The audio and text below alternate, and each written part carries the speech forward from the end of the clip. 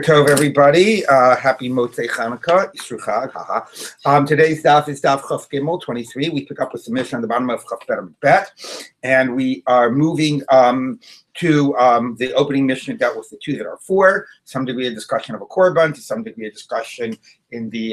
But then we got to a question about how much you have to eat to transgress. Give an opportunity for the Gemara to discuss a lot of things. What are the transgressions? Is it Shvus Shav, Shvus Sheker, Lo Yachel Dvaro? How? Then it got into a lot of a lot of questions about Hatfasa Shvua.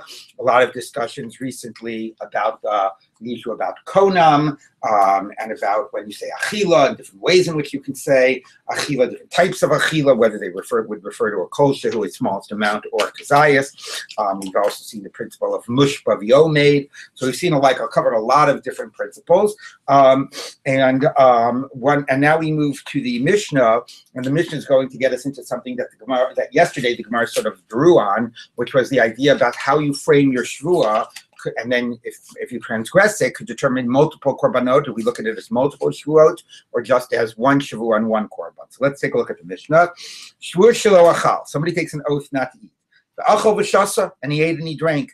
So even though those are two separate acts, but his shvua was only one act. So halachically, and implicit in this mission, which is going to be the focus of the Gemara, we see drinking included in the term eating. Eating would mean consuming, it would include drinking. So therefore, yes, both of those were transgressions, but since they're all transgressions because they fall under the rubric of achila, so it's two of the same averas. And two of the same averas, eno chayvel achat. You only bring one korban. Again, this is assuming that you don't become aware in the middle. So it's like eating two kezesim of chametz on Pesach, two kezesim of forbidden fat, right? If you don't become aware in the middle that you've sinned and are obligated on the korban, even though you've transgressed twice, if it's all the same sin, it's one korban. Okay. Now, let's say you say a guy says an oath, I won't eat and I won't drink. Now, again, what's important is he identifies two acts, but also, even though he doesn't say today and then a day later or a minute later or a second later, he doesn't use the word shvur for each one. So I might have thought that even though he's naming two acts, we conceptualize that as one shvur. The chiddush of the Mishnah, we saw this yesterday, is that it is conceptualized as two distinct shvuas. Okay, because he mentions these two acts. So therefore, v'achal v'shasa, he eats and he drinks, even if he does not become aware in the middle that he sinned, chayiv shkai. He's chayiv for two korbanot, because those are two distinct acts. It's like today he said a shvua I won't eat, and tomorrow he said a shvua I won't drink. So they're completely separate shvuas, and then he transgresses. Not just two acts, two separate sins. Okay, so and therefore, because they're two shvuas, they're categorized as two separate sins, and therefore two korbanot. Now, again, you might say, 1 minute, I get that they're separate shvuas, but it's the same transgression. You're transgressing the prohibition, right, about taking God's name in vain, or Shvus Shav, or Shvus Sheker, not God's name in vain, whatever. Okay, so isn't it still the same avera, even if it comes through two separate shvuas? So I think the best, intuitively, had I not seen this Mishnah, I would have said definitely it's all the same avera, one korban, right? Who cares? If the type of shvua that you're transgressing is different. But that's not clearly one of the things this Mishnah is teaching, is that it is seen as two distinct averas. And the best analogy is Shabbos, right? By Shabbos, if I cook, I forgot it was Shabbos, so I cook, or let's say let's make it easier case. I both forgot it was also forbidden to cook on Shabbos, and I forgot it was forbidden to make a fire. And I make a fire and I cook, and I don't realize either of those in the middle. So then I bring two sin offerings, okay? Because those are two distinct malachas. Fine, they're two distinct malachas, but I only transgressed one sin. The sin is don't do malacha on Shabbos. Don't violate Shabbos. I transgressed it twice. But no, because the Torah tells you this idea of malachos, chiluk malachos, that means we look at each one as a separate sin, even though it's all just a variation of violating Shabbos, and therefore two sin offerings. So that is part of the chiddush here by a shvua as well. At the end of the day, and by the way, shvua is very unusual. There's no a kares. So it's not one of those weighty ones from the perspective of kares. Also, it's not a standard sin offering; it's an ola v'yored. But part of the chiddush of this Mishnah, there's two big chidushim, which is number one is if I make two separate shvuases, I bring two korbanot, even though I've only really transgressed the same avera twice. But because they're two separate shvuas, they're considered two separate sins, and therefore two korbanot. And number two, even if I don't use the word shvua for for each one, even if I just bundle it up, it sounds like it's one shvua. Shvua, if the guy's a shvua, he won't eat and drink. We call that 2 shvuases, and therefore 2 korbanot. Okay, so that's the basic chiddush of this Mishnah. Before we even get to more complex cases, there's a lot of chiddushim here. Okay, now shvua shelo ochel. If guy says a shvua, he won't eat. V'achol paschitim, pasorim, paskusmin. He eats 3 different types of bread. Normal one and barley and bran or whatever kusmin is spelled. The achal the kusmin so those are all just 3 ways of transgressing the same shvua. So he only brings 1 sin offering if he does it unawares. Shvua shelo ochal paschitim. Upas orin, upas kusmin. If somebody says, "Sure, I won't eat wheat bread and barley bread and spelt bread," so those are halachically defined as these 3 separate shvuases. I'm sorry, did I say I went up. And he eats all 3 of them. So there's 3 separate shvuases, 3 separate sins, and therefore 3 korbanot. So he says a shvua won't drink, and he drinks many different types of liquids. Again, only multiple violations of the same transgression, 1 korban. A guy says a shvua won't drink wine and oil and honey. So that is defined as 3 separate shvuases, even though there would be no other way to bundle those together. But the fact that that's what he says is defined as 3 separate shvuases. V'shasan, he drinks all 3 of them. So this is no different than the first part, right? Correct. So what's it going to? I don't know. But we'll see a little bit in the How do you drink honey, though? I mean, isn't that nothing that's... It's an interesting question that things like honey and oil are defined as drinking, even though, yes, you can pour it in your mouth, but we would more call that an eating of them. And also oil. Do you drink oil? I actually knew somebody who had a diet, and the diet required him to drink a cup of oil a day. Wow. And that was supposed to get all the, make him not want to eat or get all the other food to just slide out of his body. So I guess it's theoretic, but you might say that's like shtia kilok dark. Yeah, I agree. Certainly about honey, I think it's a good question. So maybe that's part of the answer to what the chiddush here is. The chiddush is that since it's a liquid, it's included in the yisur of shtia, even though it's not a normal thing. That's like it's not a normal thing that we would drink. But you're right. That is a chiddush here. Okay. Anyway, so that's considered not 3 transgressions of the same sin, but 3 separate sins, and therefore 3 korbanot. Now. If his guy takes an oath not to eat, and he drinks things that are not fit to be eaten, disgusting things, dirt or whatever they are, or liquids are not fit to be drunk, which actually is interesting given our discussion before. But I guess here, not fit to be doesn't just means that it would be disgusting to consume them. I mean, it's not disgusting to consume honey. I guess the oil is an interesting question from that perspective. Anyway, patur, you are exempt because that's not included in the word eat and drink. We would apply normal halachic definitions to that, which also gets to the question about the amount. You need a kazayas, which was debated before. But in terms of the things that are referred to, the same way we normally say that halachically you only transgress sins if you eat something and if it's fit to be eaten, here too it's the same. So you did that in Yom Kippur, then you wouldn't be over, right? Yeah. However, if a guy takes an oath not to eat and he eats non-kosher food, in that case, pork and dead carcass, in that case, chayav, you are transgressed because it is fit to be eaten from a physical perspective. It's prohibited to be eaten, but it is fit to be eaten. Rabbi Shimon poter, Rabbi Shimon exempts. Now, presumably he exempts. Does he exempt because he doesn't consider that fit to be eaten, or does he exempt because of the reason the Gemara says mushba v'yomei, you're already prohibited to eat it, so a shvua doesn't fall on something that you're already, bound by a shvua not to do. So then we need to answer the time. So right, exactly. So Amar, now if a person says, Kodem ishinenisli imachalti hayom. So it is interesting. One way of making stuff forbidden for you, if somebody says you told me you were going to fast today, and I don't believe you. I think I saw you sneak and have a breakfast in the other room. And the guy wants to say, no, I didn't eat anything. So he could do it by saying, I take a shvua that I didn't eat anything today. But sometimes maybe because of the weight of taking a false shvua, or I don't know exactly the full psychological religious reasons, people would back up their statements not by taking a shvua, but by making a neder. Now remember, a neder just makes an object forbidden. How do you back up your statement by making a neder? Because you make it, you make it conditional. You say, if I ate anything today, you could say, like, let all, my food in my house be forbidden to me. Here he says, let my wife be forbidden to me, okay? And therefore means we won't be able to have sex and so on, all right? So, but that is a way of making the consequence of my lie something that will make things forbidden to me. So it's actually more about Nidarim, but it's here. So if a person says, a konam, again, we've learned that word konam, which is like making something like hekdesh, a forbidden status, that my wife can't get benefit. It's also an interesting phrase, neni sleep. Does that mean I won't get benefit for her? She can't get benefit from me. It sounds like I won't get benefit from her, but again, the phrase, you have to learn Nidarim. The phrasing is very distinctive. Okay, my wife is forbidden in benefit to me. If I eat anything today,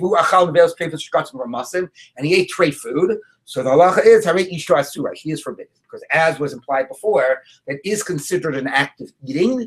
It's just there's a debate whether it's included in a Shevuot, not because it's not eating, but because you're already forbidden to eat it. But whether it's considered to eat those things, yes, it is, and that's what the end of the Mishnah makes clear. Okay, so now let's take a look at the Gemara. Amar Rabbi Chiya bar Avin Amar Shmuel Shevuot shelo ochal v'shata chayav. If somebody just says, "Sure, that I won't eat," and he drinks, he would transgress. That's implicit in the Mishnah. We're just going to spell it out. That drinking is included in the word ochel. So, "Sure, I won't eat" includes also drinking. If you want, I can give you a logic for it. If you want, I can give you a verse. If I want, I can just explain it logically. Somebody will say to his friend, "Nito midi, let's go have something let's go to have a taste of something. Let's go have a bite to eat." And they go in and they eat and they drink. Now that's not much of a proof of anything, because when you're drinking, your drinking might just be accompanying your eating. It doesn't mean you're referring to your drinking as eating. So some girsos they go in and they get a drink. Okay, if somebody says, "Hey, let's go have something, let's go taste something," and they go and they get a drink, and they could go and get a drink. But you know what? I would say two things. First of all, even if that's true, it's interesting the Gemara shifted to the word "let's go have something, let's taste something," as opposed to "let's go eat something." Maybe drinking is included in tasting. Who says it's included in the word eating, right? That's not a great proof. And number two, I don't know. As far as I'm concerned, I've never heard anybody say, "Let's go eat something or taste something," and all they do is drink. And if it's a drinking that's including the eating, then it's not, because the word drink, the word eat referred to the drink. So anyway, the Gemara is making a claim that in the vernacular, right, it is sort of included. Now Tosa says, if you have the gear, so they say let's eat something, and you go and eat and drink, it is a proof, because if drinking wasn't included in eating, you would have said, let's go eat and drink. And then if you're planning to drink as well. But again, that doesn't really prove it. That just means that if while you're eating, you're also drinking, that's seen as sort of tafel. That's seen as like, as something secondary to the eating. It doesn't mean that drinking by itself is included in that word. So the svara is not such a great svara. But anyway, the Gemara's claim is that in the vernacular, that is what it means. And that gets somewhat back to the whole debate about Rabbi Akiva and the Rabbanan about what's the minimum amount of size. How much by your Shevuot do we go by what those words normally mean in halacha? Or how much do we, what's some official definition of those words? Or how much do we go by what we think the guy was intending, or what the vernacular is? So the first explanation of the Gemara that drinking is included is assuming that we would go by the vernacular. That's explanation number one. Okay, v'ibai say Makran, if you want, I'll give you a pasuk. Shkia bichlal achila. Shkia is included in eating. The Amar Reish Lakish, because Reish Lakish says this is a classic discussion in the Gemara, that shtia in general in halacha, not just by a Shevuot, is included in the word to eat. The Amar Reish Lakish, minayin l'shtia shi b'chlal achila. Where do I know that drinking is included in eating? Shenema, because the verse says, "V'achalta lifnei Hashem Elokecha b'makom asher yivchar v'shakein shemo sham." You should eat before the Lord your God, where He decides to dwell His name there. Ma'asar dekan chati b'shchav yitzarech is about ma'aser sheni. The meiser of your grain and of your what do you call it? Of your wine. Thank you. V'tarecha. It doesn't have the word v'tarecha, which is anyway your oil. The tirosh chamrahu, and tirosh is wine, and it says v'achalta. So also the word achila can also mean like to consume, right? It doesn't have to mean to eat, and therefore it includes liquid.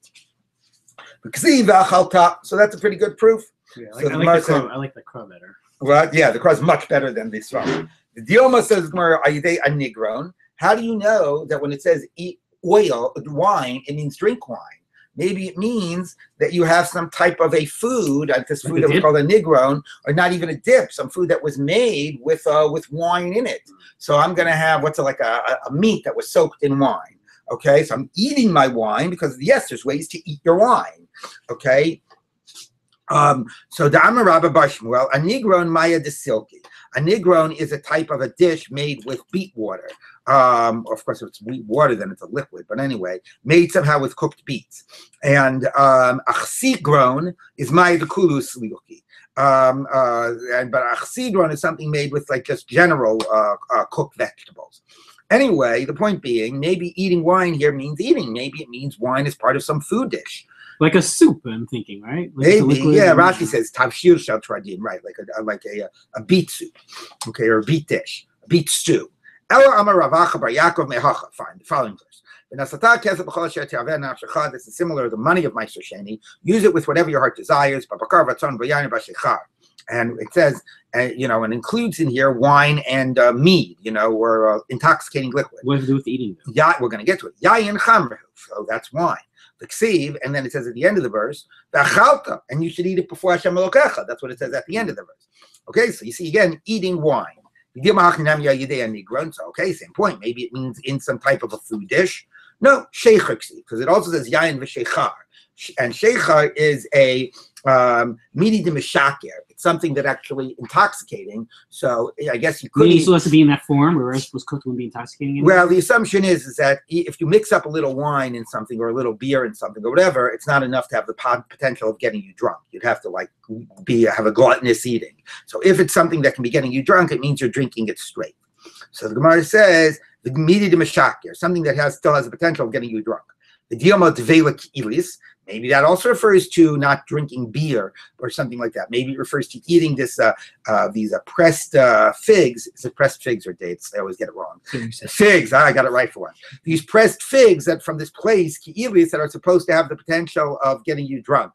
Tanya, it's done in Brisa. If you ate these types of figs, or you drank oil or honey or milk, those things have the ability to get you drunk. Now, I don't know if it's literally drunk, as opposed to whatever, but maybe, could be a little drowsy or confuse your thinking or something. Anyway, and you go into the base of Mikdash for oven and you do the service in the base of Mikdash, chayiv, then you transgress for doing service in a state of drunkenness. Hot chocolate on those winter mornings, I guess. Anyway, Ella. So anyway, sheikhar could mean something that you eat. It doesn't have to mean drinking beer, and therefore we don't have the idea that achila means drinking. Ella gama sheikhar minazir. No. We know sheikhar here means really drinking something and intoxicating wine, and not just eating something that has some food that can intoxicate. Malahalan yayin, the same way by nazir we understand that it says miyayin v'sheichar yazir chometz yayin, and there it's all about, and there somehow we also know that it's wine straight. Afkan yayin here too. Now again, I don't know how we know there. We just learned the other day that Rabbi Akiva says that you can dip your bread into wine and eat it and be chayav, but the word sheichar can't mean. What the point is, the word sheichar by a nazir cannot mean like a fig or whatever it is. We know that it's only in the world of wine products, and therefore, for wine products to have the power to intoxicate, would have to be drinking wine straight. So here too, we're talking about drinking wine straight, and it's included in the word achila. So that's how we know that halachically the word achila is seen to include also drinking. Now, I want to say a quick thing about the idea where the Gemara says, if you want, I could give you a pasuk. If you want, I could give you svara. This has been brought by, as a way of demonstrating, properly so, that about the power of Torah Sheba'al Peh, the power that the Gemara feels like, it's actually the exact opposite. Torah Sheba'al Peh is the opposite of fundamentalism, and this statement encapsulates the opposite of fundamentalism. Because fundamentalism, we tend to describe fundamentalism as certain extremism or whatever, but literally fundamentalism is basically sort of saying, like, I'm just going by the simple meaning of the verse, and I'm not using my logic or whatever, and I just completely submit to the simple meaning of the verse, okay? The idea that the Gemara says, look, if I want, I could prove it to you from Svar, and if I want, I could prove it from Pasuk, means that my own human logic and reason is as strong of an evidence to what the halacha would be as quoting a verse. Now, that doesn't prove to you what if, in a competition, who wins. Mm-hmm. It's just saying that each one is sufficient. There's actually other evidence that the Gemara says that in a competition, your own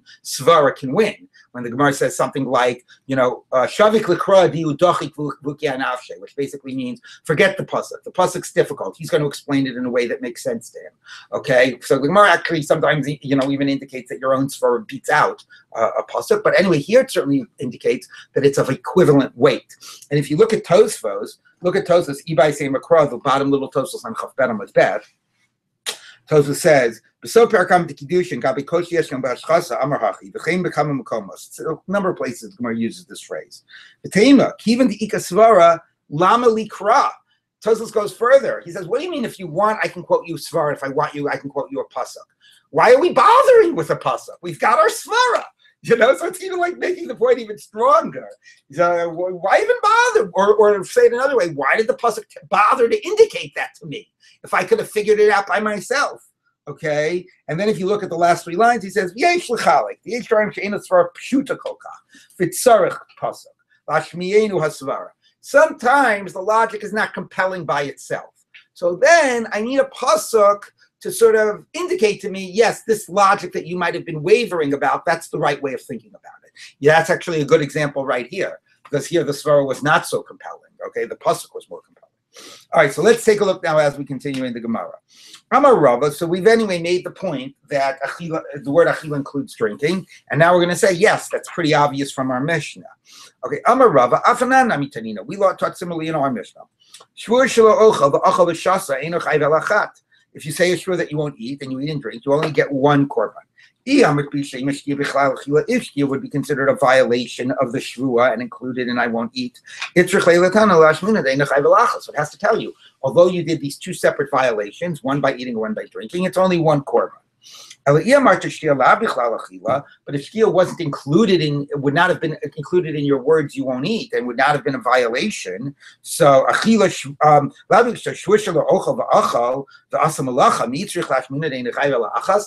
the guy said, "Sure, I won't eat," and then he goes again and he eats and he scratches his back. Oh, you only bring one korban. Of course, you only bring one korban. Scratching your back wasn't included in your shvua. So Rabbi says if drinking wasn't included in the shvua, you wouldn't have to say if you eat and drink, you only bring one korban. He said if you eat and you drive your car, you only bring one korban. Of course, clearly the fact that he had to say it is because shtia is a violation of the shvua, and nevertheless, because it's one shvua, you only bring one korban. It wouldn't work the other way around. If I said, all right, I swear I won't drink. Right, eating is not included in drinking. Drinking is included in eating. Okay, so where were we? So Amalei Abaye, so Abaye said, so Elamai, Shtia B'chlal Achila. So you want to say, okay, so let's work with this. Yes, you're right. Pshat of the Mishnah, Shtia is included Achila. Ema Sefer, let's keep on reading. Shvur shelo ochav shelo eshtef. Guy says I won't eat and I won't drink. So then Ba'achav Shas and eats and drinks. So that's two separate shvuases. And Chayav Shtayim, it's two separate sins, and he brings two korbanos. So 1 minute says Abaye. Kivan damar shelo ochel, as he's getting the words out of his mouth, he says, sure, I won't eat. As soon as before he gets to the second part of the statement, and won't drink, those words won't eat, itzulei b'shtia, already prevent him from drinking, right? Because as soon as he says, I won't eat, it means I won't eat or drink. So then, ki amar shelo eshta, when he finishes his sentence and says, and won't drink, so amai chayav. Why does that create a separate prohibition? Because you're singling it out. All right. You're trying to say that. All right. So we will see that. Okay. You amar shelo eshta trays in there. Let's say he said, I won't drink. Okay. That's not two korbanot. That's only one korban. That's the principle of ein shvua chal shvua. So if shvua already prohibited it, so he had one global shvua, won't eat, which means eat and drink. So the second shvua doesn't take effect. And then when he eats and drinks, he's only violating the first part of the shvua. The second one never took effect. So Amalei, so Rabbi said back to him, Hasam damar shelo eshte v'hadar amar shelo ochel. No.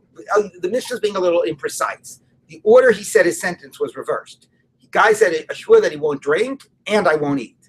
Okay? And therefore, the drinking was first forbidden by itself, and then the eating was the bigger shvua. Okay? Because yes, shtia is included in achila b'chlal shtia lessa, but eating is not included in drinking. When the guy says won't drink, that just means drinking. Okay, so Rabbi answers this question by reversing the order of the sentence. So the Gemara says, so Rabbi says back to him, okay, fine, but you're conceding my point. You would say that if the guy actually said, I won't eat and won't drink, then eating includes both, and it's one shvuah, and the second part, I won't drink, never takes effect. And therefore, if he does both, he'd only bring one korban. If that's true, if that's true, when it told us if guy says I won't eat and he eats and drinks, it's only one korban. So okay, that's a certain level of a chiddush. But listening, there's a bigger chiddush you could have told us. If the guy says I won't eat and I won't drink, it should have said then it's only one korban because of this idea that the drinking didn't take effect because it was already forbidden by the eating part. The and certainly if he just said he wanted, meaning our mishnahs would be wrong. Right. Ella, well, right, meaning our mishnah's imprecise and actually wrong. Right. Ella la'olam kidiktani. Fine. Okay, it's like he said. He says won't eat and won't drink. So how do we answer the question? Why don't we say that the drinking never took effect? So this is now what Michael said. V'shani hacha. See, the Gemara should just consult with Michael. Then we would have a much more boring Gemara. V'shani hacha. Kivan the amar shelo ucha v'hara amar shelo eshta. Because we looked at what the word ocha means in context. Ocha by itself, means eating and drinking, all forms of consuming food. Okay, but if a guy said won't eat and won't drink, in that context, eating just means solid food. And drinking means liquids. Okay? He reveals the amar achila greater tahi. That's achila defined narrowly. Okay, so in this context, achila just means eating and not eating and drinking. The question is, right, what would you need to define context? Right? Is it because he says a tochte dibur? What if he said it a minute later? What if it's like a sukin boso inyan? So the Gemara is not interested in that question right now, but it is an important question, right? What do you look at to define in context, right? But it says there are contexts where obviously the word achila just means eating and not eating and drinking. All right. Amavashi, Masnisi Namitika, going back to proving that achila includes drinking. Our Mishnah also, if a dika means like a close textual read of our Mishnah, bears this out. A guy says a shvu won't eat. And he eats food that's unfit for consumption or drinks that are unfit for drinking. He's exempt. If any of those were fit for consumption, he would transgress. So including if he drank drinks that were fit for consumption, he would transgress. He says a shvu that I won't eat. So clearly eating includes drinking. So the Gemara says, nah, you could have gotten out of it. You could have said the Mishnah is being a little abbreviated. Maybe, when it's talking there about drinking, it's implying that you took a shvur that you won't drink and telling you, and by the way, if you drink things that are not fit for drinking, you don't transgress. All right, so anyway, maybe you can't prove it 100% from the Mishnah. Hold on, I'm sorry, the sun is getting in my eyes. Maybe you can't prove it 100% from the Mishnah, but certainly the simple sense of the Mishnah is, and the ruling is, that eating includes drinking. But when you say eat and drink, in that context, eating just refers to eating solid food. Okay, now we get to the next part of the Mishnah. The next part of the Mishnah is, the guy says, I won't eat bread of wheat and spelt and barley. That's three separate shvuases. Now, what the Gemara asks is, the Gemara assumes that we only divide that into three shvuases if there was an alternative way of saying that in a way that would have bundled them up more as one unit. And because you didn't bundle them as one unit and you identified them as separate things, then therefore we treat it as three separate shvuases. Meaning if you would have said like Yeshua won't eat grain products or something? Something like that. Okay, but the problem is, says the Gemara, there's not always a way to bundle it up in one thing, because grain products would have also include rye and spelt or whatever, the other things. So the only way that I could refer to these things and not other things was by naming them. So now you could say, tough luck. The halacha of a shvuah is, even if you had no alternatives, if you name different acts or you name different products, even if there was no other way of saying it, those are considered separate shvuases. That's just the halacha. You could have said that, but the Gemara doesn't say that. The Gemara says that we only divide those as separate shvuases if there was an alternative to bundle them together. So the Gemara says there's not always cases that you could have bundled them together. The case is in the Mishnah. How else would you have said these three types of bread? Okay, so let's take a look at the Gemara. So the Gemara says, Maybe the reason he's labeling these three is not to create three separate shvuses, but to say these three types of bread and not others. Okay? He shouldn't have said pas chitin, bread of barley, bread of. He just should have said barley, spelt, and wheat. He says, but that would have been a different shvua. That would have referred to not eating bread. That would have referred to chewing the grain, the flour or the grain itself. He had to say the word bread. He's referring to bread. Okay. I won't eat bread of wheat, spelt, or barley. Okay. And therefore, because he put in the extra word pas, wheat of bread, wheat of spelt, wheat of barley, that separated them into three separate shvuses. So the Gemara says, no, that would not have been as clear. V'dilma pas chitim, I would have read that as, I won't eat bread of wheat, comma, spelt, or barley. I won't eat spelt and I won't eat barley. Okay? V'dilma pas chitim le'echol, I won't eat bread of wheat. So in v'kusin lagos, and I won't chew on barley or spelt. So I needed the word bread to be clear. Okay. The Havile Lamemer, he could have said pas chitin, v'shel so'orin, v'shel kusmin. I won't eat bread of wheat, or of spelt, or of barley, okay? And so now it's not really, doesn't really save you any words. The word shell is just as big of a word as the word pas. My brother used to laugh, when they would give you the traffic reports, they would sort of say, oh, whatever, there's like a 20-minute delay on the GWB. So he said, you realize GWB is just as many syllables as George Washington Bridge. So, okay, but anyway, so the word shell is just as many syllables and just as many letters as the word pot. But nevertheless, the Gemara said that would have bundled them more clearly. It's not a shorter way of speaking, but it would have bundled them more clearly. Bread of wheat, of spelt, of barley. So that would have bundled it together. Since you said bread of wheat, bread of spelt, bread of barley, that at least is some distinction that we can say separates them a little bit more, that we'll treat it as three separate shvuses. Okay, v'shel kusmin. So the Gemara says, v'dilma al yedei ta'aroves. No. If I would have said, I won't eat bread of wheat and of spelt and of barley, I might have thought it meant I won't eat some bread made of all those three grains mixed together. Even if I would have said the word of, because that would have bundled them more, I would have said it meant a bread of mixed grains. So ema v'chein shel sorim v'chein shel kusmin. So now you actually have to use even more words, right? You could have said, I won't eat bread of wheat, and similarly of barley, and similarly of spelt. So that's a lot more words, but at least that would have made it clear that you meant it as a unit. So the Gemara does not need there to be an alternative that is just as easy to say. But what it needs to say is that this way of phrasing it this way, because there is some alternative that would have grouped them more, this way makes them separate and therefore separate shvuses. Okay? Pas lamali. Why repeat the word pas? And again, the answer that it's shorter is not a good answer. Shmamina lechalek.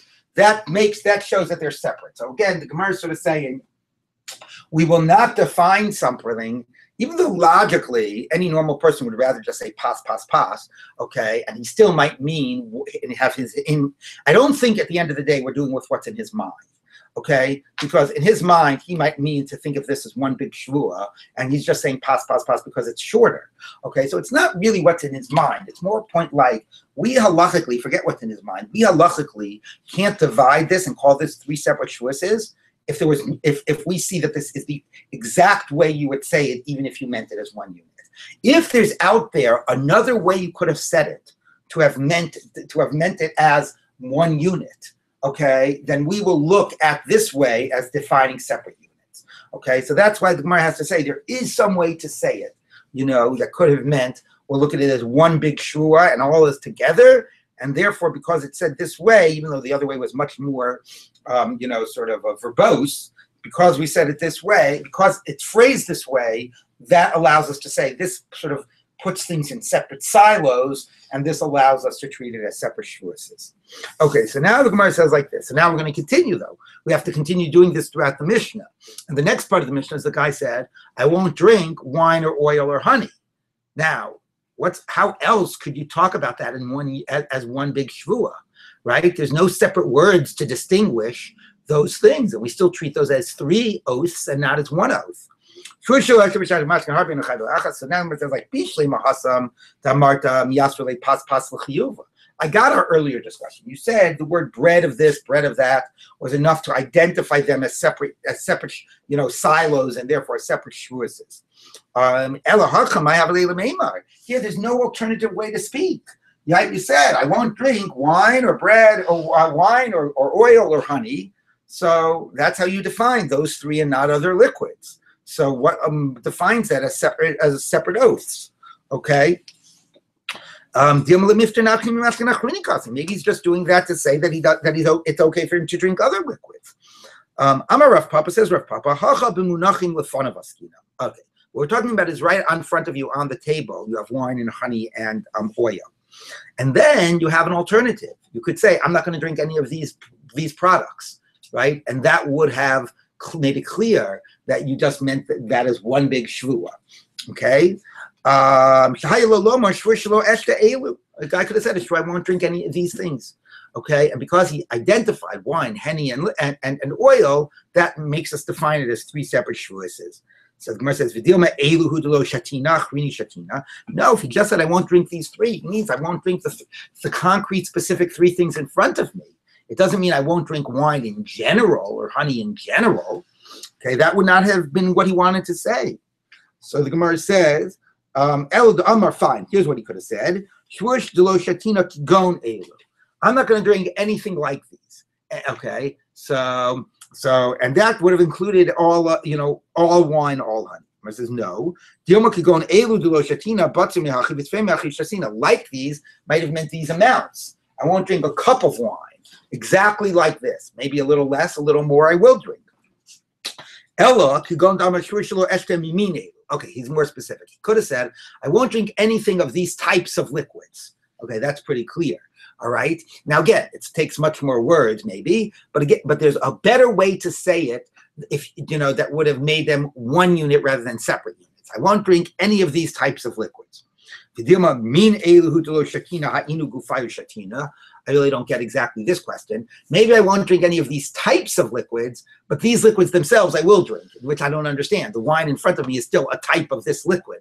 But anyway, I don't really get this question. Anyway, the Gemara says, fine. I won't drink these or anything of their types. So you could have said that, and that would have bundled it all together as one shvuah.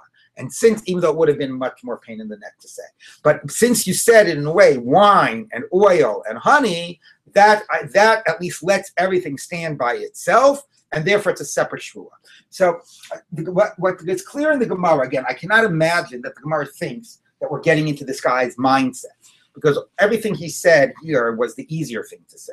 But what it's sort of saying is halachically, we are not able, yes, there's a basic principle. If you say different objects or different acts, we define them as different shvuases, but we're not able to do that unless there was some way, even if it would have been not a normal thing anybody would have done, but unless there would have been some way to have framed this in a way that would have bundled them more together. And if there's a way to frame it that would have bundled them more together, then because you labeled them as you did, we're going to define it as each one as a separate shvuah. Okay. And here's the way in which we can say why there was an easier way, or not easier, an alternative way to say it that would have bundled it together. One example we gave was that they were on the table. This example is that somebody is pressuring you to do this. Come on, Gloria, let's go. We're going to go to a whole big drinking party. Well, there'll be wine and oil and honey. Anyway, come drink with me. And you say, no. Yes, come. It'll be great. The Hayel Omar, what Gloria should have said then, or what she could have said, it would have been, sure I won't have any drink with you. Okay? Why do you have to say wine and oil and honey? That shows each one. Now, of course, if she would have said, I won't drink with you, it only would have meant for this particular party. It wouldn't have meant never drink wine and oil. But Rav Ashi's understanding, it's Rav Ashi, right? No, Rav Ravika is understanding that that's the context of the Mishnah. That even when Gloria says wine and honey and oil, in this context, it just means at this party. Okay, so therefore, if you're just talking about what you're going to drink at this party or whatever, you could have said it much easier. You could have said it in a way that would have bundled it all together. Because you identified each one, at least in this example, it took more effort to identify each one.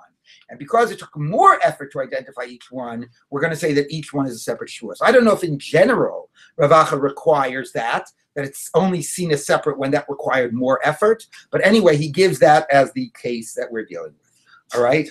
Yes, Gloria. How do you, in general, know what the duration of the Shevuot is? How do you know that it's today or at this Yeah, point? that is a really good question. And that's, it's true by Shavuos and it's true by Nidarim. Like we go by, there's a general principle that Ad shehi piv v'libo shavim.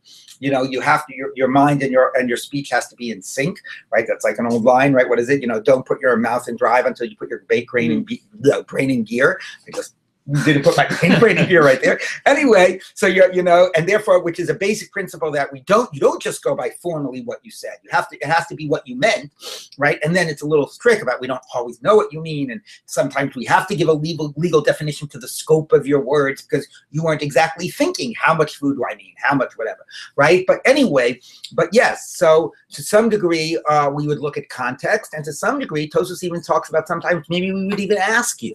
We would say, what were you intending? Were you intending today? Were you intending at this party? So, if you take a quick look, if you want to see just quickly back, because it is a very important point. It's like a one-line Tosfos. Let me see if I can find it.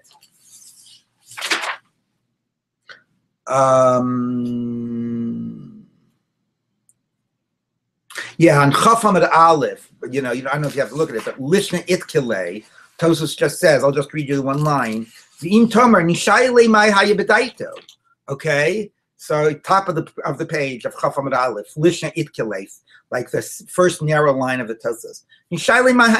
Let's just ask him what he was thinking, and let his report of what he was thinking tell us what the scope of his words were. And so his answer for that case was, well, he says, I wasn't thinking anything in particular. I was thinking whatever the rabbis will tell me the legal meaning of this word is. Okay? But it's very important that he basically says that is an option to ask the person. All right? So sometimes we would try to look at context. Sometimes maybe we would ask the person. But yeah, it's not always obvious what the answer is. Lacking context and lacking either asking the person or trusting what the person is telling us, then we might interpret it in its most expansive definition, which will be, very onerous. Okay, let's take a look now at but that's a very good question, very important question. Let's look now at the Gemara continues. Is it a valid oath if somebody doesn't really know what they intend to mean by it? Well, I'm not sure what you mean. Like, I mean, are they liable for something when they don't even know what they're saying, so to speak? Well, what do they think they were saying? Right, but we were saying here in this case, the fellow's response was, I don't really know what I meant. Well, but then he is liable because then he intends it to mean what implicitly he's okay with whatever the legal meaning is that is given to what he's saying. I mean, there are cases where you're making an oath and it was in error, and rather than saying you transgressed b'shogeg, we say, like if you think you're telling the truth and you're lying, right? Then you're not then it's not really even a violation. We'll get to that. Okay, but anyway, all right. So let's take a look at the Gemara. Says like this. Tanan Hassam, we taught over there, later in our parak, or in a later parak, excuse me. Now, when you're dealing not with a shvua of like a bitoy, like a shvua about the past, just for its own sake, like a guy swear that he had so and so for breakfast, or a shvua about the future, but it's a shvua in the context of litigation. And you're telling me you borrowed from me $1,000, and you say no, I didn't, and I say take an oath for me. Okay, and if you take a false oath, then you're chayiv, you transgress, and there you transgress as opposed to the principle of ein shvua chal al shvua, right? Which is also mostly future-oriented. I won't eat this, and then if you repeat it a second time, as we just said, you only bring one korban. You don't bring a korban for every separate shvua because you're already forsworn. Okay, when you take a shvua in the context of litigation about the past and about whether you basically owe somebody money or whatever, and you're lying, you are chayiv separately for every separate shvua. Okay, so that's one thing you have to know. So let's take a look now at this Mishnah. Okay, so the Mishnah says the following. Where were we? Right. Right, and those are also separate korbanot, an asham gzelot, when you basically use an oath to swear and to effectively steal from somebody, because through your oath you're denying a debt. Okay, so that would also bring a korban, but there you bring separate korbanot, not a standard chatas, an asham, but you bring separate korbanot for every separate shvuah, even if it's repeating yourself. Okay, so let's take a look. So the Gemara says like this: Tnan hasam, ten li chitim v'sa'aron v'kusmin. I go ahead and say to Ruvain, hey, give me all that wheat and barley and spelt that I gave you. I gave you a 5-pound bag of wheat and a 5-pound bag of barley, 5-pound bag of spelt. Give it back to me. And then he says, I take an oath, I don't owe you anything. And he's lying. He brings one asham, one korban.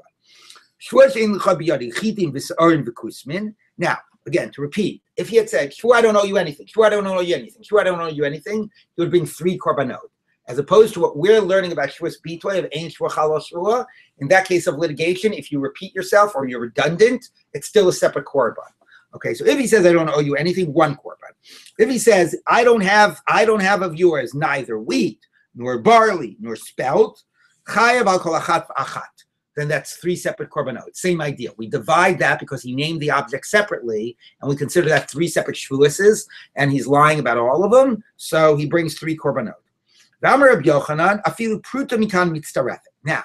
you're only chayev if through your shvuah you are denying a penny's worth, a pruta's worth of value. So let's say, basically, I am denying with my oath a half of a pruta's worth of wheat and a half of a pruta's worth of barley. Okay, so since in the total I am denying a pruta's worth, then I'm chayev for my oath. All right, but here's the problem. If my oath was, I don't owe you anything, and I owe you a half a penny worth of wheat and a half a penny worth of barley, then I've transgressed that oath because I owe you a penny and I said I don't owe you anything. But if I say I don't owe you wheat, and I don't owe you barley, and I don't owe you spelt, and I owe you a half a penny of wheat and a half a penny of barley, I haven't transgressed either shvuah. Right? You get it? Because I haven't owed you wheat. It would require for me to transgress that a penny's worth of wheat, and I only owe you a half penny's worth of wheat. Okay, so let's see how we figure this out. Okay, because presumably the reason you bring 3 korbanot is when I say wheat, barley, and spelt, it's 3 separate shvuases. But if 3 separate shvuases, how does a half penny of wheat combine with a half penny of spelt?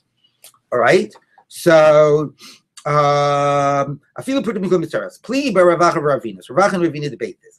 Chanamar aprati mechayev, aklali lo mechayev. So one says, when I say shvuah, that I don't owe you wheat, barley, and spelt, that I actually bring, and I'm lying, I actually bring 4 korbanot. You know why? Because I basically define, right? It says, shvuah, she'ein lecha b'yadi, chiti, sa'orim, and kusma. So he reads this as, this is shvuah number 1. I don't owe you anything. And shvuah number 2, I don't owe you wheat. Shvuah number 3, I don't owe you barley. Shvuah number 4, I don't owe you spelt. We define this as 4 shvuases, okay? And therefore, that's one version, okay? And therefore, if I'm lying and I owe you a lot of that stuff, I would bring 4 korbanot. The other approach, what is it? I cannot leave. All my stuff goes missing. They keep this in some hidden place.